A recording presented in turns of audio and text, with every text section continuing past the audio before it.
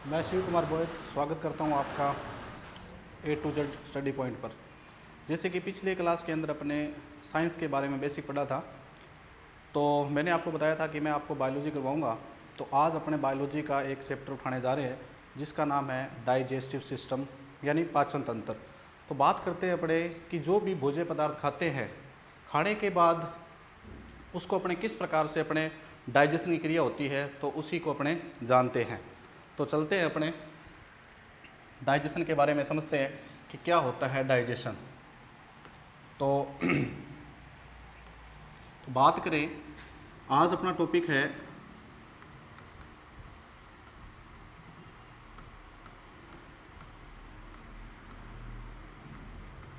Digestive system, जिसको हिंदी में कहते हैं प्रिय विद्यार्थियों पाचन तंत्र। पाचन तंत्र। तो पहले अपने जानते हैं कि इसके अंदर एक वर्ड आया है तंत्र। तो तंत्र क्या होता है, ठीक है। यानी कहने का मतलब ये है कि हमारा जो शरीर है, मानव जो शरीर है, वो बहुत सारे तंत्रों से मिलकर बना है। जैसे पाचन तंत्र, श्वसन तंत्र, रुधिर परिसंचरण तंत्र, उत्सर्जन तंत्र, इन्हीं तंत्रों की सहायता से मानव शरीर का निर्माण हुआ है। तो आज अपने पहले बात करते हैं कि तंत्र होता क्या है, कि तंत्र क्या है। अगर अपने बात करें तंत्र की, तंत्र को यानी जिसमें अपने क्या कहते हैं सिस्टम, ये सिस्टम है क्या। अगर बात करें कि सर्वप्रथम निर्माण होता है कोशिका का, मानव शरीर के अंदर सर्वप्रथम क्या बनती है, कोशिका। कोशिका से क्या बनता है, ऊतक। कोशिका से क्या बनता है, ऊतक। और ऊतक से क्या बनता है, ऊतक से बनते हैं अंग, और अंग से बनता है तंत्र, और तंत्र से बनता है मानव शरीर। तो ये एक सिस्टम है कि किस प्रकार से, कि सर्वप्रथम प्रिय विद्यार्थियों अपने बात कर रहे हैं, पहले ओनली फॉर तंत्र की बात कर रहे हैं कि तंत्र होता क्या है। कि सर्वप्रथम किसका निर्माण होता है, कोशिका। क्योंकि अपने पता है कि जो लिविंग जो है, उनकी जो बेसिक यूनिट है, उनकी जो बेसिक यूनिट है वो होती है कोशिका। कोशिका क्या करेगी, ग्रुप बनाएगी। जब बहुत सारी कोशिकाएं आपस में समूह में जुड़ जाएगी तो किसका निर्माण करेगी, ऊतक का, ठीक है। ऊतक क्या होता है, कोशिकाओं का एक ऐसा समूह होता है जो एक समान कार्य करते हैं। यानी सर्वप्रथम किसका निर्माण हुआ, क्योंकि मानव शरीर की जो बेसिक जो यूनिट है उसको अपने कोशिका कहते हैं। कोशिका के बारे में मैंने आपको बताया था, सजीव की संरचनात्मक और क्रियात्मक इकाई होती है। और बहुत सारी कोशिकाएं जब ग्रुप बनाती है, बहुत सारी कोशिकाएं आपस में मिल जाती है, तो मिलने के बाद क्या बनता है, ऊतक। और ऊतक उसको बोलेंगे, बहुत सारी कोशिकाएं आपस में मिलकर जब एक समान कार्य संपादित करें, एक समान कार्य संपादित करें, तो उसको अपने क्या कहेंगे, ऊतक कहेंगे। और ऊतक से क्या बनते हैं, अंग बनते हैं। किसका निर्माण होता है, अंग। और अंग से बनता है तंत्र, और तंत्र से क्या बनता है, मानव शरीर। तो कहने का मतलब प्रिय विद्यार्थियों कि तंत्र जो बना है, तंत्र का निर्माण होता है अंगों से। तंत्र का निर्माण किससे होता है, अंगों से। जैसे मान लीजिए पाचन तंत्र की बात करें, तो कहने का मतलब इसके अंदर बहुत सारे ऑर्गन होंगे। जैसे मान लीजिए अगर स्पेशल मैं बात करूं कि पाचन तंत्र की बात करूं, जैसे मुख है, ग्रसनी है, ग्रासनली है, अमाशय है, छोटी आंत है, बड़ी आंत है, गुदाद्वार है। तो ये सारे ऑर्गन्स किस मिलकर क्या किसका निर्माण कर रहे हैं, पाचन तंत्र का निर्माण कर रहे हैं। तो प्रिय विद्यार्थियों कहने का मतलब बहुत सारे ऑर्गन, जैसे पाचन तंत्र की बात करें तो पाचन तंत्र के अंदर कौन कौन से, जैसे मुख है, ग्रसनी है, ग्रासनली है, अमाशय है, छोटी आंत है, बड़ी आंत है, गुदाद्वार है, ये सारे ऑर्गन्स मिलकर एक तंत्र का निर्माण कर रहे हैं। उस तंत्र को अपने स्पेशल क्या नाम दे दिया, पाचन तंत्र। इसी प्रकार से रुधिर परिसंचरण तंत्र होता है, श्वसन तंत्र होता है, उत्सर्जन तंत्र होता है। तो उसमें बहुत सारे ऑर्गन्स होते हैं, बहुत सारे अंग होते हैं जो मिलकर एक निश्चित तंत्र का निर्माण करते हैं। तो कहने का मतलब प्रिय विद्यार्थियों यही है कि तंत्र का मतलब क्या होता है कि सर्वप्रथम अपने कोशिका का निर्माण होता है, और कोशिका से ऊतक बनते हैं, ऊतक से अंग बनता है, अंग से तंत्र बनता है, और तंत्र से मानव शरीर बनता है। तो कहने का मतलब ये है कि जो मानव जो शरीर है, मानव जो शरीर है बहुत सारे तंत्रों से मिलकर बना हुआ है। अब बात करते हैं, क्योंकि अपना जो स्पेसिफिक जो टॉपिक है वो है पाचन तंत्र, यानी एक ऐसा तंत्र जो किस क्रिया को करता हो, पाचन की क्रिया हो। तो अब अपने चलते हैं कि पाचन है क्या। अब अपने बात करें पाचन की, बात करें कि पाचन क्या होता है, तो बात करते हैं पाचन की। तो चलते हैं पाचन की कि क्या होता है पाचन।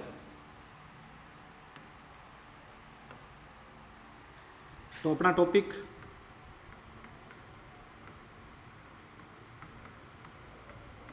Digestive system. तो प्रिय विद्यार्थियों, पहले अपने बात कर रहे हैं पाचन की कि क्या होता है पाचन। जैसे अभी मैंने आपको बताया, सिस्टम के बारे में बताया।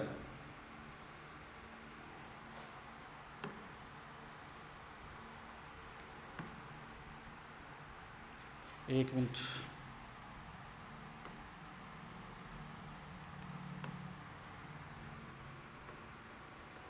इसे टॉपिक चल रहा है अपना डाइजेस्टिव सिस्टम, और अपने स्पेशल बात कर रहे हैं डाइजेशन की।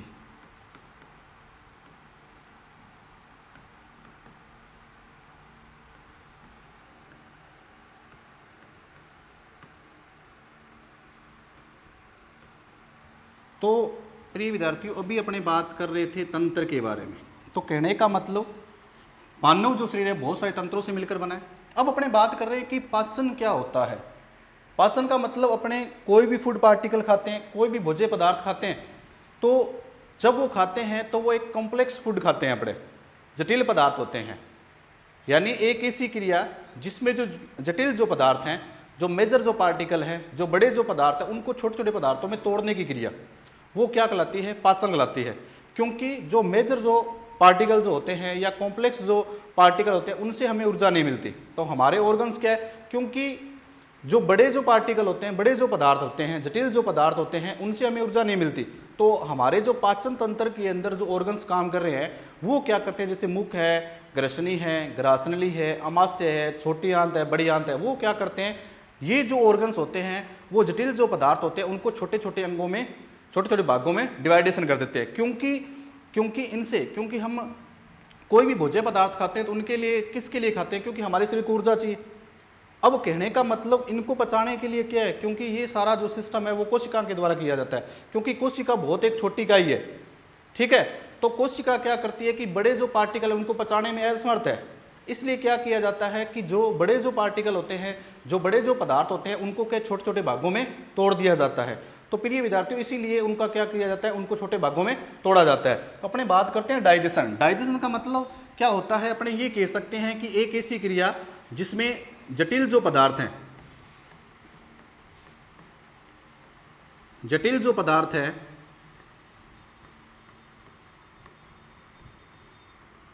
या अपने कह सकते हैं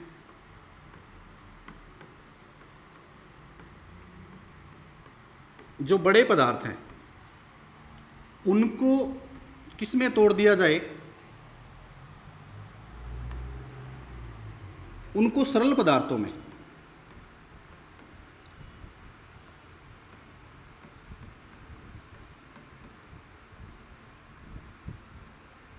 सरल पदार्थों में या छोटे पदार्थों में।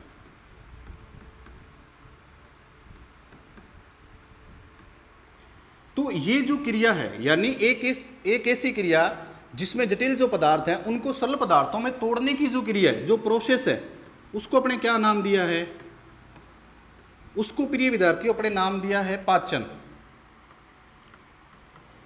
उसको क्या नाम दिया है, पाचन नाम दिया है।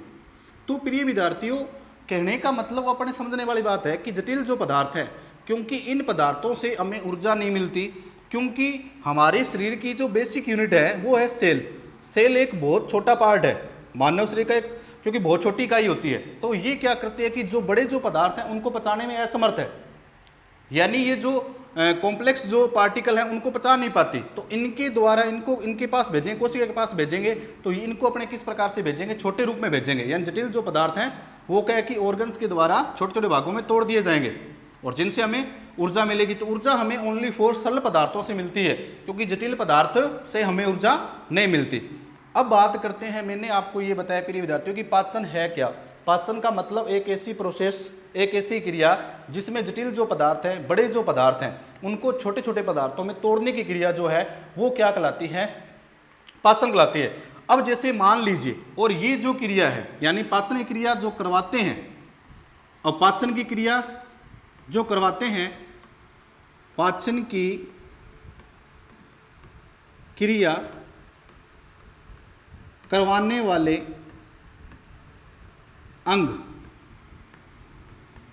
पाचन की क्रिया करवाने वाले अंग वो क्या कहलाएंगे, तो वो कहलाएंगे पाचन अंग।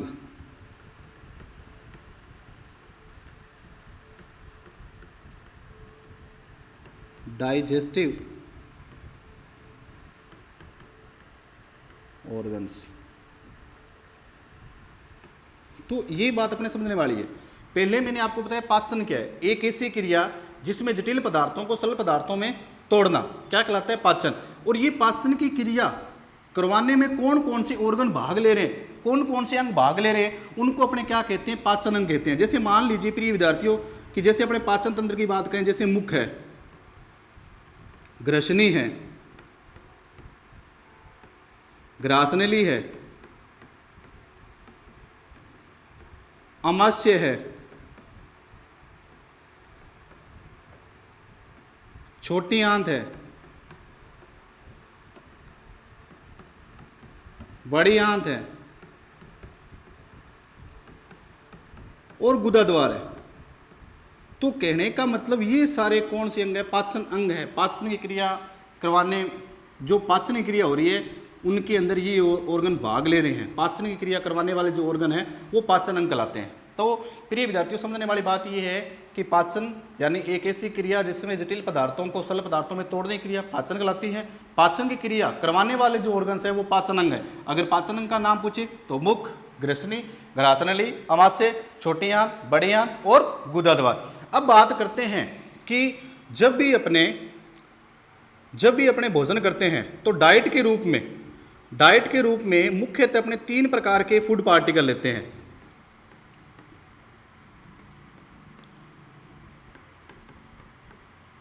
जब भी अपने भोजन करते हैं तो भोजन करने के दौरान अपने मुख्यतः 3 प्रकार के फूड पार्टिकल लेते हैं। वो कौन कौन से फूड पार्टिकल लेते हैं, जैसे मान लीजिए कार्बोहाइड्रेट,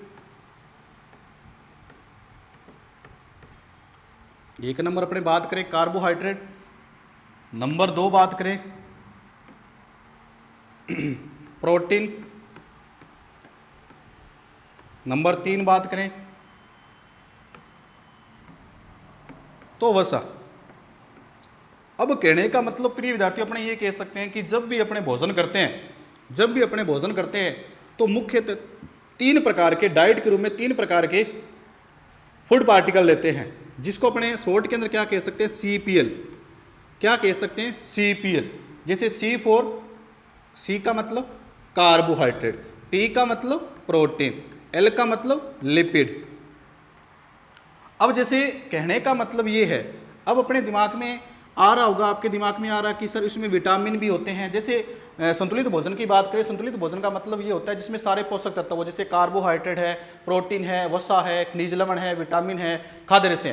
परंतु मुख्यतः क्योंकि बाकी जो फूड पार्टिकल है वो किसी न किसी रूप के अंदर इनमें समाहित होते हैं, जैसे कार्बोहाइड्रेट है, प्रोटीन है, वसा है, तो इनके अंदर किसी न किसी रूप में के अंदर वो समाहित होते हैं। जैसे मान लीजिए मुख्यतः जैसे ही अपने भोजन करते हैं तो मुख्यतः अपने 3 प्रकार के फूड पार्टिकल लेते हैं, CPL, कार्बोहाइड्रेट, प्रोटीन और वसा। जैसे कार्बोहाइड्रेट है जिसको अपने शर्करा कहते हैं। जैसे अपने गेहूं की बात करें, चावल की बात करें तो उनके अंदर क्या पाया जाता है, कार्बोहाइड्रेट पाया जाता है। जैसे अपने जो दालें खाते हैं, सोयाबीन की दाल वगैरह वगैरह, उसमें प्रोटीन पाई जाती है। या अपने तेल या घी की बात करें उसमें वसा पाई जाती है।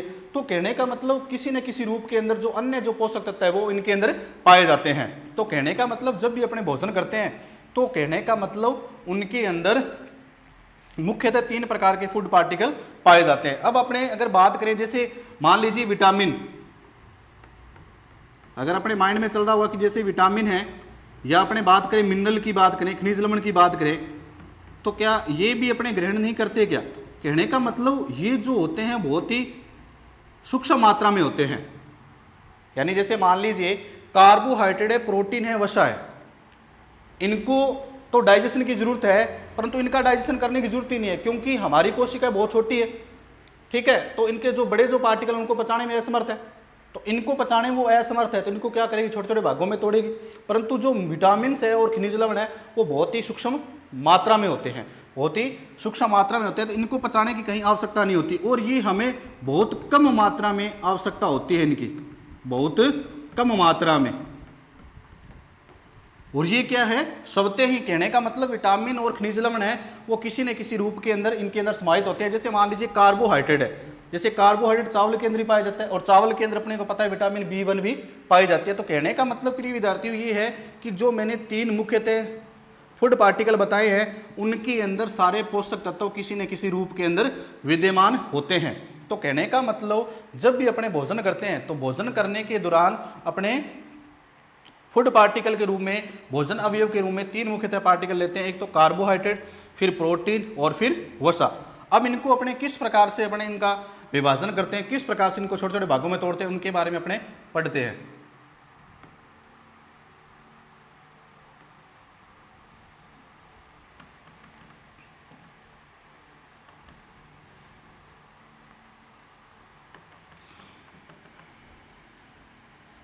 एक मिनट,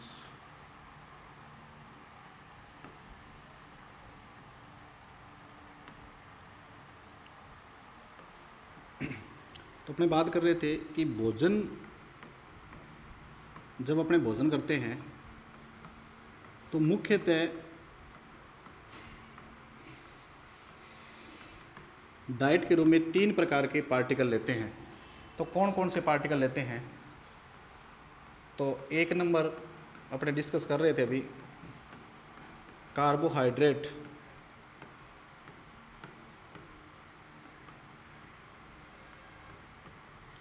नंबर 2 प्रोटीन, नंबर 3 वसा। अब इनको किस प्रकार से इनको अपने तोड़ेंगे, तो प्रिय विद्यार्थियों कार्बोहाइड्रेट टूटती है ग्लूकोज के अंदर, कार्बोहाइड्रेट को अपने तोड़ेंगे ग्लूकोज के अंदर, और ग्लूकोज का अपघटन होता है ग्लाइकोजन के रूप में। इसमें काफ़ी क्वेश्चन बन जाते हैं अपने। नंबर 2 की बात करें, जैसे प्रोटीन है तो ये टूटेगा पेप्टोन्स के अंदर, और पेप्टोन्स टूटेगा अमीनो अम्ल के अंदर।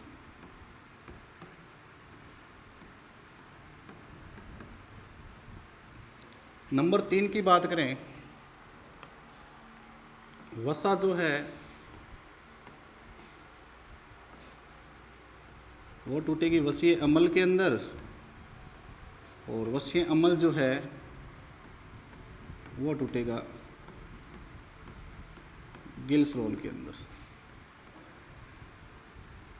तो कहने का मतलब है कि जब भी अपने भोजन करते हैं तो मुख्यतः 3 प्रकार के फूड पार्टिकल लेते हैं। कौन कौन से, तो एक तो कार्बोहाइड्रेट, प्रोटीन और वसा।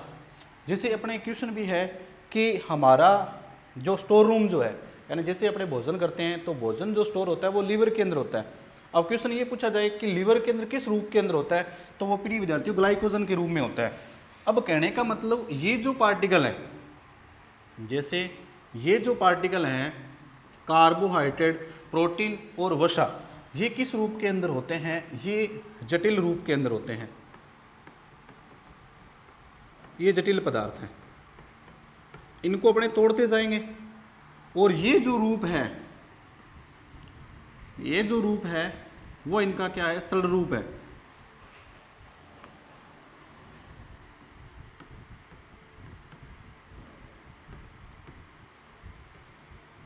तो कहने का मतलब मैंने यही बताया था, एक ऐसी क्रिया जिसके अंदर जटिल पदार्थों को सरल पदार्थों में तोड़ना, क्या बोला था मैंने, पाचन बोला था। तो कहने का मतलब जो अपने फूड पार्टिकल लेते हैं उनको क्या है कि जैसे कार्बोहाइड्रेट है तो कार्बोहाइड्रेट पहले किस में टूटेगा, ग्लूकोज के अंदर, ग्लूकोज किसके अंदर टूटेगा? ग्लाइकोजन के अंदर। यानी कार्बोहाइड्रेट से डायरेक्ट हमें ऊर्जा नहीं मिलती।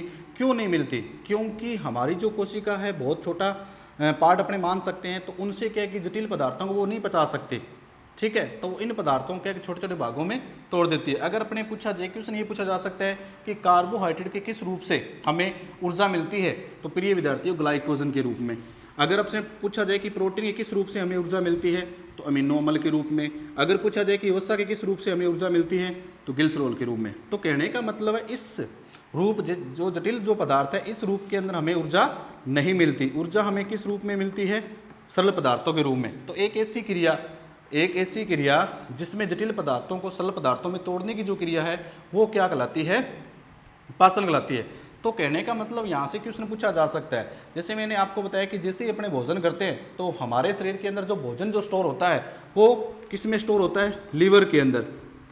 लीवर जिसको अपने क्या कहते हैं? यकृत कहते हैं, जिगर या कलेजा कहते हैं, उसके अंदर स्टोर होता है, ठीक है। और किस रूप के अंदर होता है? तो प्रिय विद्यार्थियों किस रूप के अंदर होता है? ग्लाइकोजन के रूप में होता है। किस रूप में होता है?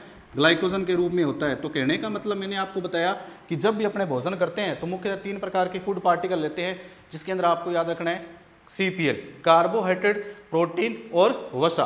अब कार्बोहाइड्रेट को किसके अंदर तोड़ेंगे? ग्लूकोज के अंदर, और ग्लूकोज को तोड़ेंगे ग्लाइकोजन के अंदर। तो यानी कार्बोहाइड्रेट को तोड़ते जाएंगे, लास्ट में एक ऐसा रूप मिल जाएगा जिनसे हमें क्या है? ऊर्जा मिलेगी। वो कौन सा रूप रहेगा? ग्लाइकोजन।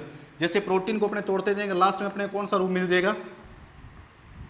अमीनो अम्ल। उसी प्रकार से वसा को तोड़ते जाएंगे, लास्ट में हमें क्या मिल जाएगा? ग्लिसरॉल रूप मिल जाएगा, जिससे हमें ऊर्जा मिलेगी। अब कहने का मतलब प्रिय विद्यार्थियों ये है कि इन पदार्थों को तोड़ने के लिए हमें क्या चाहिए? क्योंकि इन प्रक्रिया को पचाने के लिए, इनको तोड़ने के लिए हमें क्या चाहिए? एंजाइम की आवश्यकता पड़ती है। तो चलते हैं अपने नेक्स्ट। तो प्रिय विद्यार्थियों अपने ये कह सकते हैं कि पाचन क्या है? एक बार फिर रिपीट कर देता हूँ कि एक ऐसी क्रिया जिसके अंदर जटिल पदार्थों को सरल पदार्थों में तोड़ने की क्रिया जो होती है, वो पाचन कहलाती है। अब चलते हैं अपने आगे।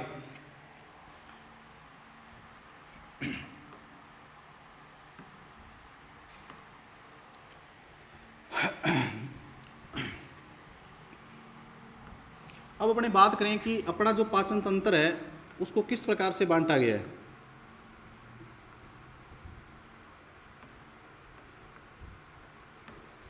तो यहां से बहुत अच्छा क्वेश्चन बनता है कि पाचन तंत्र जो है, उसका डिवाइडेशन जो किया गया है, वो किस रूप के अंदर किया गया है। तो कहने का मतलब प्रिय विद्यार्थी इसका ये है कि पाचन तंत्र को मुख्यतः 2 भागों में बांटा गया है। 2 भागों में। अब कौन कौन से भाग हैं? एक तो इसके अंदर बोला जाता है बहिस्रावी ग्रंथि,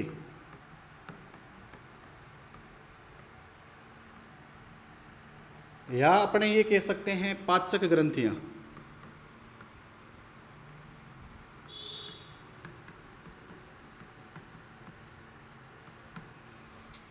पहला पार्ट इसके अंदर क्या है कि पाचन तंत्र को 2 भागों में बांटा गया है।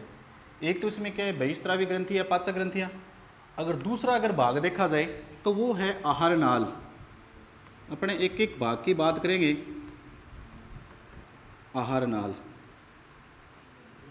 जिसको इंग्लिश में एलिमेंट्री कैनाल कहते हैं।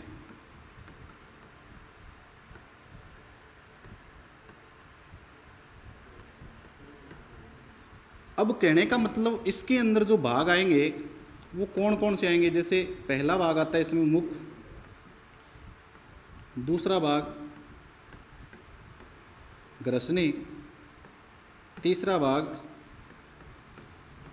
ग्रासनली, चौथा भाग आमाशय, पांचवा भाग छोटी आंत, छठा भाग बड़ी आंत, और 7वां और लास्ट जो रहेगा वो रहेगा गुदा द्वार। ये इसमें भाग रहेंगे। अब मुख के अंदर भी अगर बात करेंगे अपने, तो मुख के अंदर भी 2 भाग पढ़ेंगे अपने। एक तो पढ़ेंगे अपने टीथ पढ़ेंगे, दांत, और एक अपने पढ़ेंगे जीभ, टंग पढ़ेंगे। अब कहने का मतलब क्वेश्चन यहाँ से पूछा जाता है कि जैसे बात करें मुख के अंदर, अगर बात करें अपने मुख के अंदर, तो मुख के अंदर जो पाचक ग्रंथि है, बहिस्रावी ग्रंथि है, उसका क्या नाम है? तो उसका अपने बोलते हैं लारीय ग्रंथि।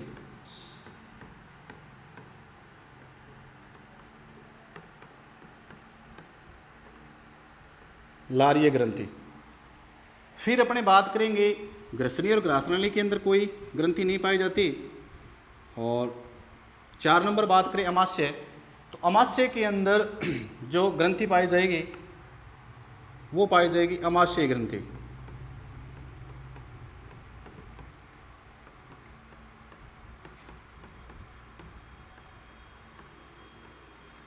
उसके बाद बात करें छोटी आंत की, क्योंकि ये भोजन का पाचन स्थल है, छोटी आंत के ग्रहणी भाग में भोजन पच जाता है, तो इसके अंदर 2 भाग काम लेंगे। इसके अंदर अपने 2 भाग की बात करेंगे। तो एक तो अपने बात करेंगे यकृत की, लीवर की, और दूसरा अपने बात करेंगे अग्नाशय यानी पेनक्रियाज। तो प्रिय विद्यार्थियों, कहने का मतलब जो पाचन तंत्र है वो 2 भागों में बंटा होता है। एक तो होती है बहिस्रावी ग्रंथि या जिसको अपने पाचक ग्रंथियाँ कहते हैं, और दूसरा है आहार नाल। अब अपने बात करते हैं कि क्या होता है। जैसे मान लीजिए जैसे कोई भी अपने भोजन खाते हैं, तो भोजन खाने के बाद भोजन को पचाया जाता है, तो भोजन को पचाने के लिए अपने क्या चाहिए? समझने वाली बात है कि भोजन को पचाने के लिए अपने क्या चाहिए? एंजाइम चाहिए। भोजन को पचाने के लिए अपने को क्या चाहिए? एंजाइम। तो एंजाइम क्या है? तो पहले अपने बात करते हैं एंजाइम क्या है। तो एंजाइम क्या होते हैं कि ये अपने ये कह सकते हैं कि भोजन के पचाने में समर्थ होते हैं। दूसरी बात, ये प्रत्येक अभिक्रिया के लिए विशिष्ट होते हैं। विशिष्ट का मतलब ये होता है कि ऐसे नहीं कि एक ही अभिक्रिया के अंदर सारे एंजाइम काम में आए, यानी प्रत्येक अभिक्रिया के लिए अलग एंजाइम होता है, क्योंकि एंजाइम के अंदर सदैव लॉक एंड की थ्योरी लगती है। एंजाइम के अंदर लॉक एंड की, ताला एवं कुंजी सिद्धांत लगता है, क्योंकि प्रत्येक अभिक्रिया के लिए एंजाइम विशिष्ट होते हैं और प्रत्येक अभिक्रिया के लिए विशिष्ट एंजाइम पाए जाते हैं। क्योंकि जैसे लॉक एंड की का मतलब होता है ताला एवं कुंजी सिद्धांत, जैसे प्रत्येक ताले को खोलने के लिए एक विशेष प्रकार की चाबी होती है, इसी प्रकार से प्रत्येक अभिक्रिया के लिए क्या विशेष एंजाइम पाए जाते हैं। तो कहने के मतलब ये है प्रिय विद्यार्थियों कि जो भी भोजन अवयव खा रहे हैं, तो भोजन को पचाने के लिए एंजाइम चाहिए, और एंजाइम को पचाएगा कौन? क्योंकि पचाने के लिए हमें क्या चाहिए? ग्रंथि चाहिए। अब कहने का मतलब एंजाइम क्या है? यानी भोजन के पचाने में सहायक होते हैं, जिसको अपने जैव रासायनिक अभिक्रिया को बढ़ावा देते हैं, और प्रत्येक अभिक्रिया के लिए विशिष्ट होते हैं। ऐसे नहीं कि एक ही अभिक्रिया से सारे अभिक्रियाएं संपन्न हो जाए, यानी इसके अंदर जो लॉक एंड की थ्योरी लगती है। अब बात करें अपने ग्रंथि की, तो ग्रंथि क्या है? तो अगर बात करें ग्रंथि, ग्रंथि का मतलब होता है कि मानव शरीर के अंदर पाए जाने वाला ऐसा ऑर्गन्स जो रासायनिक पदार्थों का सिक्रेशन करे, जो रासायनिक यानी केमिकल पदार्थों का जो सिक्रेशन करती है, उसको अपने क्या कहते हैं? ग्रंथि कहते हैं। क्या कहते हैं? ग्रंथि कहते हैं। ग्रंथि 2 प्रकार की होती है। जैसे ग्रंथि की बात करें तो ग्रंथि कितने प्रकार की होती है? 2 प्रकार की होती है। तो एक तो होती है अंतःस्रावी ग्रंथि, मुख्यतः 3 प्रकार की माना जाता है। जैसे एक तो अंतःस्रावी, दूसरा अगर बात करें तो बहिस्रावी, और तीसरी अगर बात करें तो अपने बात करें मिश्रित ग्रंथि। तो कहने का मतलब जो केमिकल्स का सिक्रेशन करती है उसको ग्रंथि कहते हैं। यानी ग्रंथि वो होती है जो किस किस का सिक्रेशन करे। एक तो ग्रंथि का मतलब होता है जो रस, एंजाइम और हार्मोन, यानी मानव शरीर में पाए जाने वाले ऐसे भाग जो किन किन का सिक्रेशन करते हैं, जो रस या एंजाइम या हार्मोन का जो सिक्रेशन करते हैं, उनको अपने ग्रंथि कहते हैं। अब जैसे मान लीजिए ग्रंथि मैंने मुख्य 3 प्रकार की बता दी कि जो हार्मोन का सिक्रेशन करते हैं उनको अपने क्या कहते हैं? अंतःस्रावी ग्रंथि। जो हार्मोन का सिक्रेशन करते हैं उसको अंतःस्रावी ग्रंथि कहते हैं, और जो एंजाइम का जो सिक्रेशन करते हैं उनको बहिस्रावी ग्रंथि कहते हैं। जो हार्मोन प्लस एंजाइम दोनों का सिक्रेशन करते हैं उनको अपने क्या कहते हैं? मिश्रित ग्रंथि कहते हैं। जैसे अपने एग्जाम्पल है अग्नाशय। तो कहने का मतलब बहिस्रावी ग्रंथि का मतलब है, क्योंकि वैसे तो अगर बात करें अपने लीवर और पेनक्रियास की बात करें तो मानव शरीर के अंदर ऑर्गन्स है, परंतु ऑर्गन होने के बावजूद भी ये क्या करते हैं? एक ग्रंथि के रूप में कार्य कर रहे हैं। इसका मतलब ये भोजन के पचाने में सहायता कर रहे हैं। तो कहने का मतलब ये एंजाइम का सिक्रेशन कर रहे हैं, अब समझने वाली बात है कि ग्रंथि यहाँ पे बहिस्रावी ग्रंथि है। जैसे मान लीजिए अगर बात करें यकृत की, बात करें ग्नाशय की, नहीं बात करें तो ये मानव शरीर में ऑर्गन्स है, अंग है, परंतु यहाँ पर पाचन तंत्र के अंदर ये एक ग्रंथि के रूप में कार्य कर रहे हैं। तो किसके कारण कर रहे हैं? क्योंकि ये एंजाइम का सिक्रेशन कर रहे हैं, क्योंकि ये हमारे भोजन को पचाने में हमारी सहायता कर रहे हैं, इसलिए यहाँ इस भाग के अंदर ये ग्रंथि के रूप में काम कर रहे हैं। पाचक ग्रंथि का मतलब ये होता है जो भोजन को पचाने में सहायक हो। तो कहने का मतलब पाचन तंत्र दो भागों में बंटा होता है। एक तो बहिस्रावी ग्रंथि, बहिस्रावी ग्रंथि का मतलब ये होता है कि एक ऐसी ग्रंथि जो किसका एंजाइम या रस का स्रवण करती है, उसको अपने बहिस्रावी ग्रंथि कहते हैं, ठीक है, जिसको नलिका युक्त ग्रंथि भी कहते हैं, ठीक है। तो ये सारी कौन सी बहिस्रावी ग्रंथियां हैं? जैसे बहिस्रावी ग्रंथि यानी एक ऐसी ग्रंथि जो किसका श्रवण करे? एंजाइम का, ठीक है, और जो हार्मोन का सिक्रेशन करती है उसको अपने अंतःस्रावी ग्रंथि कहते हैं। अब बात करें आहार नाल, आहार नाल का मतलब ये होता है कि जैसे ही भोजन हमारे मुख के अंदर प्रवेश करता है तो वो एक लंबी नली में से होकर गुजरता है, कि जैसे ही भोजन हमारे मुख के अंदर प्रवेश करेगा तो वो एक लंबी नली में से होकर गुजरेगा, उसको अपने क्या कहेंगे? आहार नाल कहते हैं। आहार नाल का मतलब होता है कि जैसे ही भोजन मुख के अंदर प्रवेश किया तो वो एक लंबी नली में से होकर गुजरता है, उस भाग को क्या कहते हैं? आहार नाल कहते हैं। तो आहार नाल के अंदर प्रिय विद्यार्थियों कितने भाग ले रहे हैं? एक तो मुख है, ग्रसनी है, ग्रासनली है, अमाशय है, छोटी आंत है, बड़ी आंत है, गुदा द्वार है, ये सारे इसके अंदर के आहार नाल के भाग होते हैं। और ये कहने का मतलब भोजन का पाचन इन भागों के अंदर होता है, क्योंकि भोजन का पाचन स्थल है वो छोटी आंत है। छोटी आंत के ग्रहणी भाग में भोजन पच जाता है, यानी भोजन को पचाने में ये इन भागों के अंदर भोजन का पाचन होता है। परंतु ये जो पार्ट हैं इनको पाचक ग्रंथियां, तो ये भोजन के पचाने में हमारी सहायता कर रहे हैं। भोजन का पाचन यहाँ नहीं हो रहा, ये केवल भोजन के पाचन में हमारी सहायता कर रहे हैं। तो कहने का मतलब यहाँ अगर बात करें कि ग्रंथि, बहिस्रावी ग्रंथि का मतलब एक बार फिर बताता हूँ कि पाचन तंत्र दो भागों में बटा होता है। बहिस्रावी ग्रंथि का मतलब एक ऐसी ग्रंथि जो एंजाइम का सिक्रेशन करती है, उसको अपने बहिस्रावी ग्रंथि कहते हैं। पाचक ग्रंथि यानी पचाने में सहायक है। तो इसके अंदर क्वेश्चन पूछा जा सकता है कि किस किस के अंदर ग्रंथि पाई जाती है? जैसे मुख के अंदर है तो मुख के अंदर कौन सी ग्रंथि है? लार्य ग्रंथि है। ग्रसनी और ग्रासनली के अंदर कोई बहिस्रावी ग्रंथि नहीं है। अमाशय के अंदर अमाशय ग्रंथि है। दूसरी बात, छोटी आंत के अंदर दो प्रकार की बहिस्रावी ग्रंथियां भाग ले रही है, जो ग्रंथि के रूप में है तो ऑर्गन्स, परंतु ग्रंथि के रूप में कार्य कर रहे हैं। एक तो यकृत काम कर रहा है और दूसरा अग्नाशय, ठीक है, क्योंकि यहाँ भोजन पच जाता है, उसके बाद इसमें बाहर निकालने की प्रोसेस है, तो उसको अपने देखेंगे। तो कहने का मतलब ये पार्ट आपको समझ में आ गया। तो बात करें आहार नाल, आहार नाल का मतलब होता है कि जैसे ही भोजन मुख के अंदर प्रवेश करता है तो मुख में प्रवेश करने के बाद भोजन एक लंबी नली में से होकर गुजरता है, उस भाग को अपने क्या कहते हैं? आहार नाल। तो प्रिय विद्यार्थियों, अगर अपने बात करें आहार नाल की लंबाई की, तो आहार नाल की लंबाई एनसीईआरटी बुक से बताने का प्रयास करें तो आहार नाल की लंबाई जो होती है 8 से 10 मीटर, 8 से 10 मीटर या लगभग 9 मीटर के आसपास मानी जाती है। 8 से 10 मीटर, या इसकी अगर फीट के अंदर देखा जाए तो 33 फीट के आसपास मानी जाती है।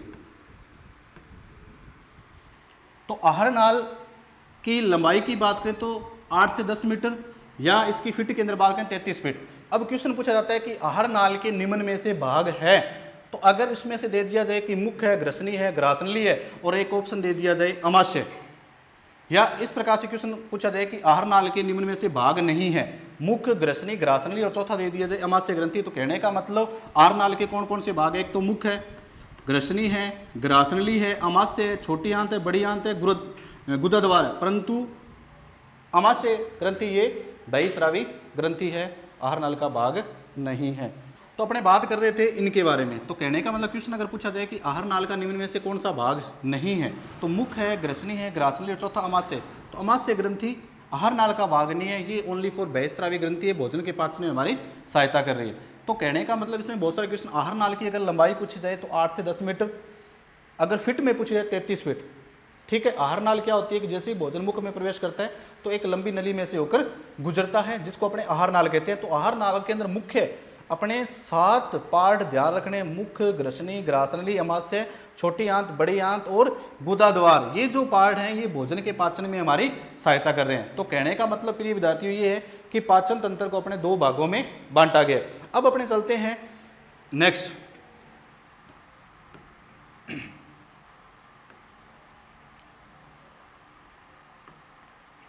थोड़ा मैं ग्रंथि वाला टॉपिक थोड़ा क्लियर कर देता हूं। जैसे ग्रंथि का मतलब क्या होता है यानी जो रासायनिक पदार्थ का स्रवण करती है उसको ग्रंथि कहते हैं। यानी ग्रंथि वो है जो 3 प्रकार के पदार्थों का सिक्रेशन करती है, जैसे हार्मोन, एक तो होता है हार्मोन और दूसरा अपने रस या एंजाइम। तो कहने का मतलब है कि प्रिय विद्यार्थियों, जो हार्मोन का स्रवण करती है उसको अपने कहते हैं अंतःस्रावी।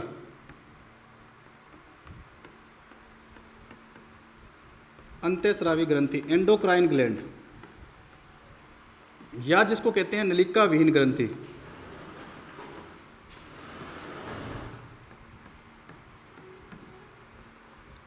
और जो रस प्लस एंजाइम का स्रवण करती है उसको अपने क्या कहते हैं? बहिस्रावी ग्रंथि।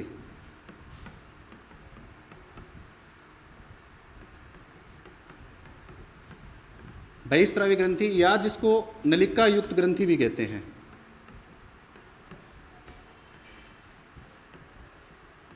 इसमें से 2-3 क्वेश्चन है जो आपको करवा देता हूं मैं।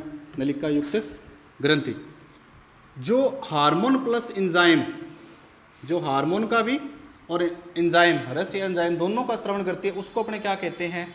तो उनको कहते हैं मिश्रित ग्रंथि।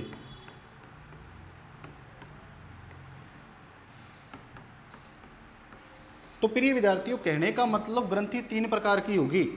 एक तो होगी अंतःस्रावी ग्रंथि, दूसरी बहिस्रावी ग्रंथि और तीसरी ग्रंथि का नाम है मिश्रित ग्रंथि। अब जैसे नाम से ही पता चल रहा है कि एक ऐसी ग्रंथि जो हार्मोन का सिक्रेशन करती है वो क्या कहलाएगी? अंतःस्रावी ग्रंथि। जो एंजाइम का रस या एंजाइम का स्रवण करती है उसको बहिस्रावी ग्रंथि। जो हार्मोन प्लस एंजाइम दोनों का सिक्रेशन करती है उसको मिश्रित ग्रंथि कहते हैं। अब इसका नलिका विहीन, कहने का मतलब ये अपने जो स्राव जो होते हैं, जो रासायनिक जो पदार्थ होते हैं वो नलिका के बिना ही सीधे रुधिर में स्रावित कर देते हैं, यानी इसमें नलिका की आवश्यकता नहीं होती। इसलिए अंतःस्रावी ग्रंथि को नलिका विहीन ग्रंथि भी कहते हैं। और इसके अंदर नलिका की युक्त होती है, यानी ट्यूबलेस, ये विदाउट ट्यूबलेस होती है, इसमें नलिका की आवश्यकता होती है, इसलिए इसको बहिस्रावी ग्रंथि है। बहिस्रावी ग्रंथि का मतलब ये होता है कि एक ऐसी ग्रंथि जो रस या एंजाइम का सिक्रेशन करती है उसको बहिस्रावी ग्रंथि कहते हैं। जो दोनों का, हार्मोन प्लस एंजाइम दोनों का सिक्रेशन करती है उसको मिश्रित ग्रंथि कहते हैं। जैसे मिश्रित ग्रंथि के लिए एग्जाम्पल की बात करें तो इसमें आता है बेस्ट एग्जाम्पल है अग्नाशय ग्रंथि, जो किसका? हार्मोन प्लस एंजाइम दोनों का स्रवण करती है, जो हार्मोन का भी करती है और एंजाइम का भी श्रवण करती है। तो कहने का मतलब प्रिय विद्यार्थियों, अभी अपने बात करें अंतःस्रावी, जैसे क्वेश्चन इसमें पूछा जा सकता है कि पूछा जाए कि मानव शरीर की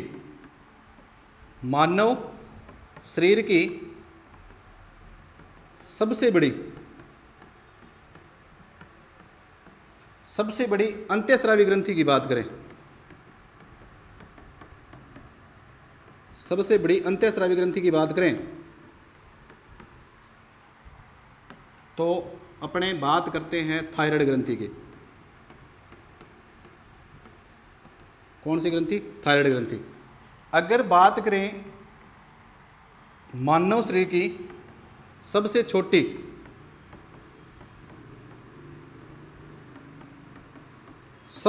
अंतःस्रावी ग्रंथि की बात करें तो अपने ऑप्शन रहेगा पीयूष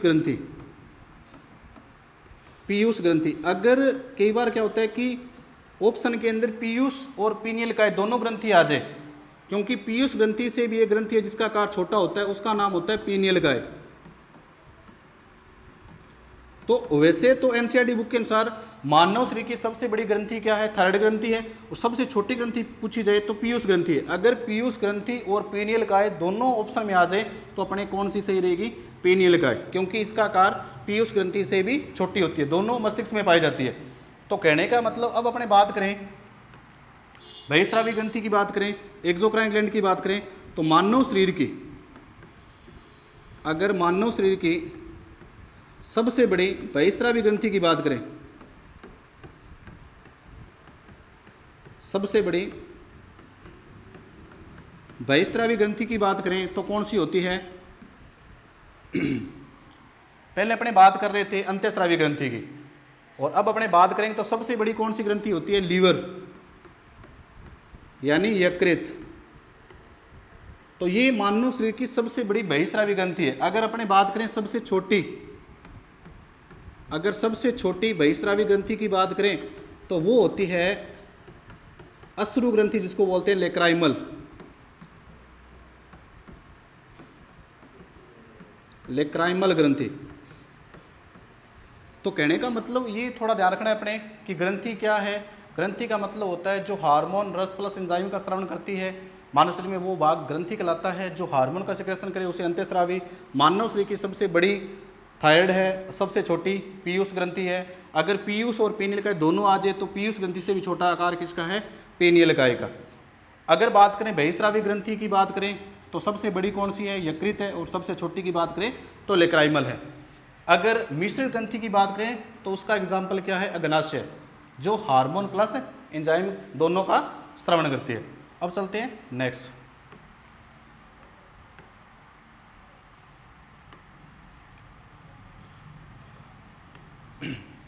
तो प्रिय विद्यार्थियों, अपने बात कर रहे थे पाचन तंत्र की।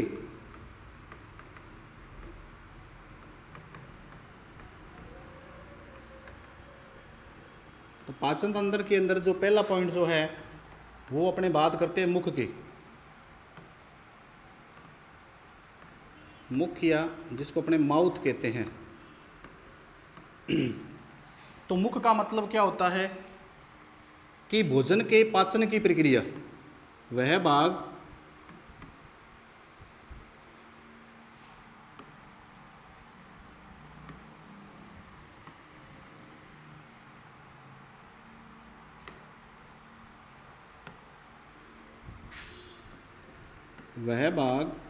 जहाँ से पाचन की क्रिया प्रारंभ होती है। यानी भोजन का पाचन का प्रारंभ कहाँ होता है, वह भाग कौन सा होगा, क्योंकि भोजन का पाचन मुख से स्टार्ट होता है। ठीक है, यानी भोजन के पाचन का प्रारंभ सर्वप्रथम जिस भाग से होता है उसको अपने क्या कहते हैं, मुख कहते हैं। ठीक है, इसके अंदर एक क्वेश्चन पूछा जाता है बहुत ही अच्छा, इंजेक्शन क्या है। इंजेक्शन का मतलब होता है अंतःग्रहण। यानी मुख के अंदर जैसे ही अपने भोजन सर्वप्रथम जैसे ही भोजन अपने ग्रहण करते हैं, सर्वप्रथम भोजन के ग्रहण करने की क्रिया, सर्वप्रथम भोजन के ग्रहण करने की क्रिया क्या कहलाती है, मुख कहलाती है। तो कहने का मतलब अब अपने नेक्स्ट अगर बात करें तो मुख के अंदर दो भाग होते हैं, दांत और जीभ, वो अपने नेक्स्ट वीडियो के अंदर बात करेंगे।